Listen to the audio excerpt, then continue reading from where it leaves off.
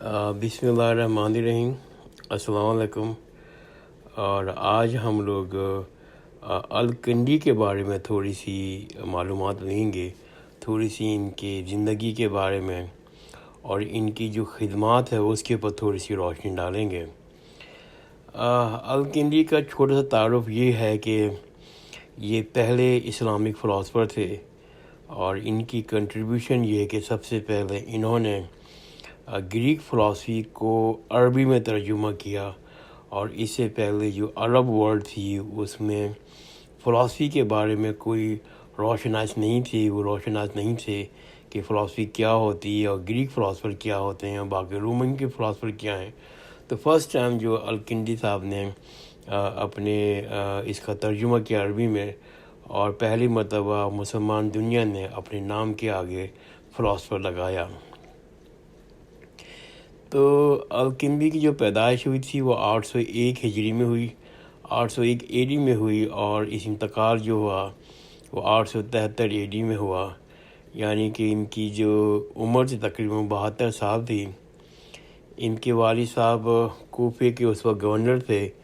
ان کا تعلق حکمران طبقے سے تھا اور ایلیٹ کلاس ان کا تعلق تھا، مگر ان کو پڑھنے لکھنے کا بہت شوق تھا۔ خلیفہ ہارون رشید نے ان کو اپوائنٹ کیا as a head of the house of gold, house of the wisdom,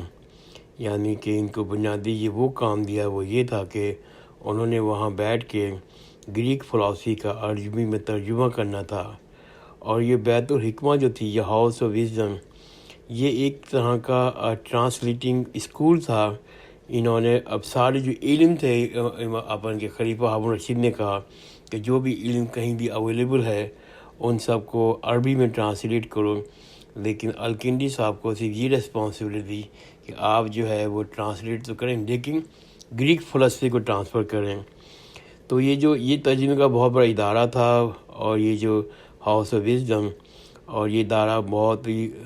مصروف تھا کتابوں کی اشاعت میں اور کتابوں کو لکھنے میں، اور اس کا نتیجہ یہ ہوا کہ بغداد میں ایک بہت بڑی اسٹریٹ بن گئی جہاں پر سینکڑوں لوگ کہتے ہیں عربی کی ترجمہ کر رہے ہیں گریک زبان سے دوسرے علوم کا، اور وہاں پر وہ لوگ خطیب کتابیں لکھ رہے ہیں، کچھ لوگ ان کی اشاعت پہ لگے ہوئے ہیں، کچھ لوگ ان کی کاپی کر رہے ہیں۔ تو یعنی کہ سینکڑوں لوگ کا ایک ہی مقصد ہے کہ وہ علم کا ٹرانسفر کر رہے ہیں عربی زبان میں۔ تو میں یہ سمجھتا ہوں کہ یہ جو عمل تھا یہ ہاؤس آف وزڈم کا، اس کا بہت اہم اور کلیدی کردار ہے اسلام اور عرب کے اندر گولڈن ایج لانے میں۔ آپ کو یاد ہوگا کہ میں نے آپ کو بتایا تھا کہ جو ٹریڈیشنل اسلامی اسکالر تھے ان کا ایک خیال تھا کہ جو علم کلام ہے یہ انسان کو اور سماج کو دین سے دور لے جاتا ہے، لہذا وہ سخت علم کلام کے مخالفین تھے۔ تو جب الکنڈی نے فلسفی کا ترجمہ کیا عربی کے اندر، تو گریک فلسفی کا ترجمہ جب کیا تو اس کو الکنڈی صاحب کو بہت مشکل ہوئی ٹریڈیشنل اسلام کے اسکالر کو سمجھانے کے لیے کہ ہمیں ترجمہ کرنا کیوں ضروری ہے، کیوں ہمیں گریک فلسفی پڑھنی ضروری ہے، کیوں ہمیں پوری دنیا میں جو علم آ گیا ہے اس کو حاصل کرنا ضروری ہے۔ لہذا الکنڈی کہتے ہیں ہمیں کبھی بھی شرمندگی نہیں ہونی چاہیے اگر ہم سچائی جو ہے وہ کہیں اور سے ملے، اگر ہمیں سچائی جو ہے ان لوگوں سے ملے جو ہم سے پہلے رہتے تھے، یا ہمیں سچائی بیرونی لوگوں سے ملے، ان لوگوں سے ملے جو دوسرے علاقوں کے ہیں، دوسرے مذاہب سے ملیں، تو اس میں کوئی شرمندگی نہیں، ہم ان سے اپنے علم حاصل کریں، ان سے سچائی معلوم کریں۔ تو وہی کہتے تھے کہ جو لوگ ہیں جو سچائی کی تلاش میں رہتے ہیں ان کے لیے سچائی سے بڑھ کر کوئی اور چیز نہیں ہو سکتی۔ لہذا الکنڈی کے حوالے سے یہ کہنا ضروری ہے کہ ان کی جو سوچ تھی وہ انتہائی کاسموپولیٹن تھی۔ وہ سمجھتے تھے کہ جو دنیا کے اندر بہت سارا علم موجود ہے، ہمیں وہ علم حاصل کرنا چاہیے۔ اس علم کو حاصل کرنا میں کوئی بری بات نہیں ہے، خواہ وہ علم گریک سے حاصل ہو یا روم سے حاصل ہو یا چائنا سے حاصل ہو، مگر ہمیں علم حاصل کرنا ہے۔ جو اسلامک ٹریڈیشنل فلاسفر تھے اور تھنکر تھے اور جو اسکالر تھے وہ یہ کہتے تھے کہ سچائی صرف اور صرف پروفیسی میں ہے، قرآن مجید میں ہے، اللہ کی وحی میں ہے اور حدیث شریف میں موجود ہے، تو کوئی ضرورت نہیں کسی اور چیز کو پڑھنے کی، کہیں اور سے سچائی حاصل کرنے کی۔ اللہ کے کلام میں ہی دنیا بھر کی سچائی ہے۔ اب جو اسلامک فلاسفر تھے، الکندی کی بات لے لیتے ہیں، وہ کہتے ہیں کہ ان کا ہی نقطۂ نظر تھا کہ اس میں 100% درست بات ہے، اس میں 1% بھی کسی قسم کا ڈاؤٹ نہیں ہے کہ ہاں سچائی جو ہمارے اپنے دین میں ہے، اپنے قرآن میں ہے، اپنے حدیث میں ہے اور پیغمبروں سے حاصل کی جا سکتی ہے۔ مگر یہ بھی وہ کہتے تھے کہ درست بات، سچائی جو ہے وہ فلسفے سے بھی حاصل کی جا سکتی ہے،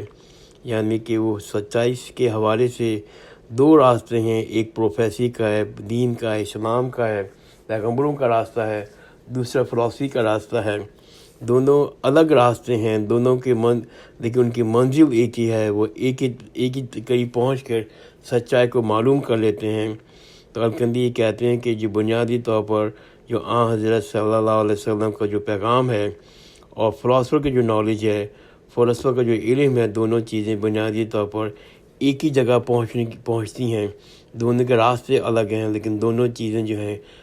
جو مقصد جو ہے وہ دونوں چیزیں ایک جگہ، ایک جو الٹیمیٹ گول دونوں کا ایک ہے کہ سچائی کو حاصل کریں۔ جو پروفیسی جو ہے وہ جو اللہ تعالیٰ کا کلام ہے، جو اللہ تعالیٰ کی طرف سے نازل ہوتی ہیں،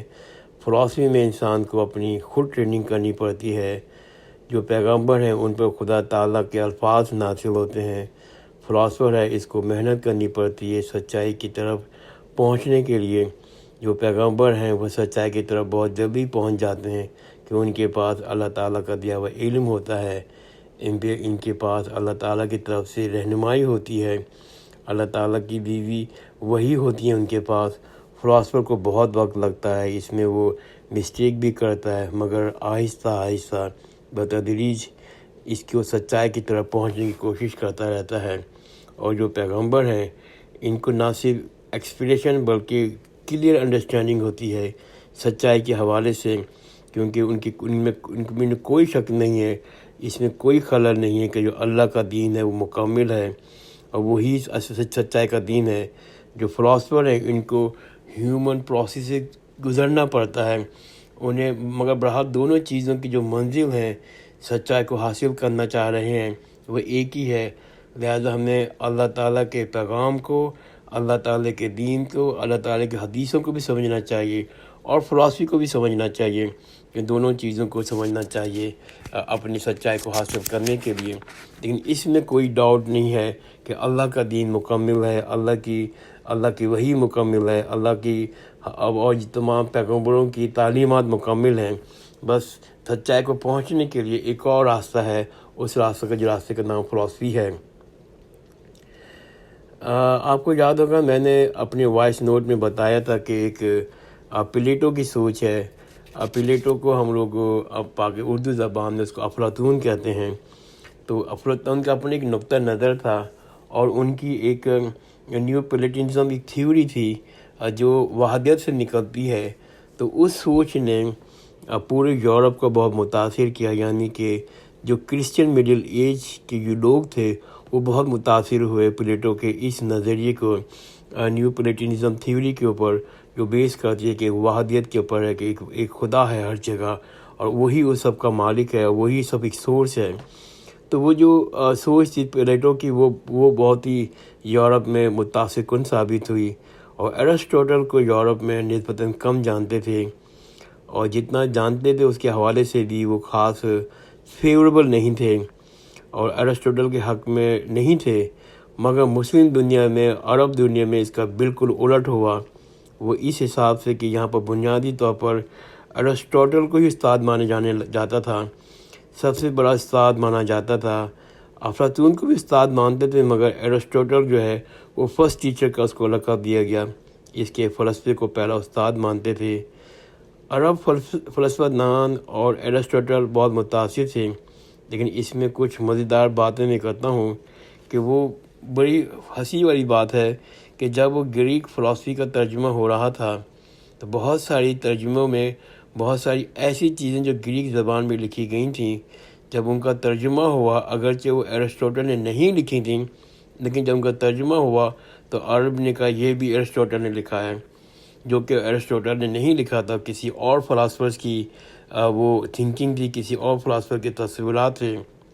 مثال کے طور پر ہم دیکھتے ہیں کہ پلوٹائنس جو ہے اس کا جو کام ہے، اور اس کا جو کام اسپیشلی نیو پلیٹنزم کے سلسلے میں جو ہے اس کو وہ سمجھتے تھے کہ یہ بھی کہتے ہیں ایرسٹوٹل نے لکھا ہے، اور جو نیو پلیٹنزم کی جو سوچ ہے اس کو کہتے ہیں یہ ایرسٹوٹل کی سوچ ہے، یہاں تک کہ پلیٹو اور ایرسٹوٹل کی جو سوچ تھی اور ان کے درمیان جو اختلاف تھا، ہم دیکھتے ہیں کہ عرب فلاسفی میں کوشش کی گئی انٹینشنلی کہ اس اختلاف کو بھی ریکنسائل کیا جائے، اس کو بھی ایز اے اختلاف لیا ہی نہیں جائے، اور اس کو دوبارہ زیادہ ڈیبیٹ بھی نہیں کی اس بارے میں۔ یعنی کہ وہ کہتے تھے کہ یہ جو مینلی جو اسلامک فلاسفی ہے وہ ایرسٹوٹل سے بہت متاثر تھی، اور اس کے ساتھ وہ جو نیو پلیٹنزم کی سوچ ہے اس کو بھی انہوں نے ایرسٹوٹل کی سوچ لے کر انہوں نے ترجمہ کیا، ان دونوں سوچوں کو ایک طرح کی مرجر کر دیا۔ اور جو پلیٹونس ہے، پلوٹائنس کی جو خاص طور پر جس کو اکثر عرب سمجھتے ہیں کہ یہ ایرسٹوٹل کا یہ رائٹنگ ہے، اور پلیٹونس کی جو تصورات ہیں جس کو عرب دنیا میں بہت گہرا اثر پڑا، اس کی وجہ یہ ہے کہ جو پلیٹونس ہے وہ یہ کہتا ہے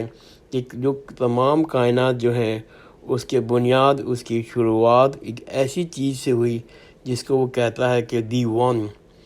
تو یہ جو تصور، جو دی ون کا تصور ہے، یہ پلیٹونس کا، الکندی نے یہ لکھا اس بک کی بنیادی طور پر یہ کہا کہ یہ ایگزیکٹلی وہی تصور ہے جو اسلام کے اندر توحید کا ہے، اور مونوتھیزم کا تصور ہے۔ اور مونوتھیزم کا مطلب یہ کہ یہ بلیف ہے کہ there is only one God، کیونکہ پوری کائنات اللہ تعالیٰ نے نہیں بنائی ہے، اللہ تعالیٰ نے ہی شروع کی ہے۔ تو پلیٹونس کا جو کنسیپٹ تھا اس کو ایگزیکٹلی وہی کنسیپٹ ہے دی ون کا، جو ان کی تصورات میں، ان کی تھیوری ملتا ہے، جو اسلام بھی یہی کہہ رہا ہے کہ خدا ایک ہے۔ اور اس بات کو الکندی نے بہت نمایاں انداز سے دکھایا، اور یہ کہا کہ جو فلسفہ بھی وہی بات کہہ رہا ہے جو اسلام کا دین کہہ رہا ہے۔ اور یہ جو پلوٹائنس کی جو تصور تھا دی ون کا، چیزیں کہ وہ چیزیں ایمینیٹ کرتی ہیں، وہ ایک دی ون سے خارج ہوتی ہیں، جیسے روح، جیسے اسپرٹ وغیرہ وغیرہ، تو آخر میں جا کر میٹیریل چیزیں بھی اسی سے خارج ہوتی ہیں۔ تو اس تصور کو الکندی کے اوپر اور اسلامک فلاسفی کے اوپر بہت گہرا اثر ہوا، اور اسلامک فلاسفی میں کئی فلاسفر ایسے گزرے ہیں جو اس تھیوری آف ایمینیشن پر یقین رکھتے تھے، اس کو درست مانتے تھے۔ وہ یہ کہتے تھے کہ God acts through the intermediaries that emanate from ہم، یعنی خدا تعالیٰ کا دنیا میں اثر ہے مگر وہ انٹرمیڈیٹریز کے ذریعے سے، اور یہ جو انٹرمیڈیٹریز ہیں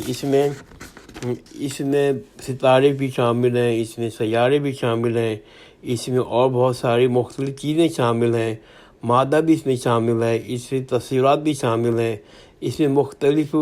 فلاسفر اس کو مختلف انداز سے لیتے ہیں، مختلف حوالے سے لیتے ہیں، مگر بنیادی طور پر ایمینیشن کی تھیوری جو ہے وہ کئی فلاسفر مانتے ہیں۔ دوسرا جو تصور کہ جو ایرسٹوٹل کا اپنا تصور تھا، یہ پلیٹو کا یا پھر پلوٹائنس کا تصور نہیں تھا، کہ جو اسلامک فلاسفر بھی بہت گہرا اثر پڑا، وہ یہ تھا انموو موور، یا پرائم کاز، یا پھر پرائم موور کے حوالے سے اس پوری کائنات میں جو بھی چیز بھی ہے، جو بھی عمل ہو رہا ہے، ہمارے عمل کے پیچھے جو عمل ہے، جس کے نتیجے میں وہ عمل ہو رہا ہے، وہ جو کاز ہے وہ افیکٹ سے زیادہ طاقتور ہے۔ اس کا مطلب یہ کہ جو ایک طاقت ہے جو سارے عمل کر رہی ہے، جو ساری چیزوں کو موو اراؤنڈ کر رہی ہے، وہ جو کاز ہے جو وہ بہت طاقتور ہے، وہ کسی چیز کو ہلا سکتا ہے، خود نہیں ہل سکتا اس چیز کے انٹریکشن کے نتیجے میں۔ تو لہٰذا پوری کائنات جو ہے، جو ہلانے والی چیز ہے، جو قوت ہلا رہی ہے، وہ خود بذات انموو ہے، اس کو ہلایا نہیں جا سکتا، وہ سب سے زیادہ طاقتور ہے۔ تو یہ جو سب سے پہلا کاز ہے جس کے نتیجے میں تمام باقی چیزیں شروع ہوئی ہیں، تو ایرسٹوٹل کا یہ تصور تھا، یہ موو کا یا پرائم موور کا تصور تھا، یا اگین الکندی نے کہا یہ جو فرسٹ کاز ہے یہ بنیادی طور پر ایگزیکٹلی وہی خیال ہیں جو قرآن مجید کے اندر پائے جاتے ہیں، یعنی کہ the God is the source of all changes. اس کے ساتھ ہی ساتھ یہ تصور بھی کہ ایرسٹوٹل نے دیا کہ جو فائنل کاز کا جو اینڈ پروڈکٹ ہے، جو ٹیلوجی ہے کا جو تصور ہے، وہ ہر چیز کسی مقصد کے لیے بنائی ہے اور اپنے مقصد کی طرف پہنچنے کے لیے کوشش کر رہی ہے۔ اس تصور کو الکندی نے اور اس اسلامک فلاسفی پہ بہت گہرا اثر ڈالا، کیونکہ ان کا خیال یہ تھا کہ God is both efficient cause as well as final cause of everything in this world. خدا تعالیٰ جو ہیں انہوں نے اس کائنات کو پیدا کیا ہے، اس کو بنایا ہے، اس کے ہر عمل میں شامل ہے، انٹرمیڈیٹس کے ذریعے، ڈائریکٹلی نہیں۔ جو چیزیں انہوں نے بنائی ہیں اس کا اثر ان کے آگے، پھر اس کا اثر اس سے آگے، اور پھر وہ سوان چلتا چلا جاتا ہے۔ تو یہ کہنا کہ پوری کائنات جو ہے آخرت میں اللہ کے پاس واپس چلی جانی ہے، اور فائنل رزلٹ جو ہے وہ اس کائنات کا، اس مادی دنیا کا وہی آخرت ہے، وہ قیامت ہے۔ لہذا ایرسٹوٹل اور پلیٹائنس کا جو دونوں کے جو خیالات ہیں ملا کر انہوں نے اسلامک فلاسفی میں قرآن کی فلاسفی کے ساتھ جوڑ دیے اور کہا جو قرآن کے اندر تصور ہے وہی گریک فلاسفی کا تصور ہے۔ اس قسم کے الکندی کے خیالات تھے۔ انہوں نے بیسکلی ایرسٹوٹل اور پلیٹائنس اور پھر جو اس کی پلیٹو کی نیو پلیٹنزم تھیوری تھی ان سب کو ملا کر ایک اپنی اسلامک فلاسفی بنائی، اور یہ پروف کرنے کی کوشش کی کہ جو گریک فلاسفی کے کنسیپٹ ہیں، جو مونوتھیزم کے کنسیپٹ ہیں، جو سمہاؤ انہوں نے کہتے ہیں حضرت عیسیٰ علیہ السلام کی تعلیمات سے لیے تھے، تھوڑا بہت حضرت موسیٰ علیہ السلام کی تعلیمات سے لیے تھے، تو ان نظریات کو وہ انہوں نے کمپیئر کیا الکندی نے۔ انہوں نے کہا کہ یہ گریک فلاسفی جو ہے یہ بھی مسلم فلاسفی کے ساتھ اور قرآن کے ساتھ ملتی ہے۔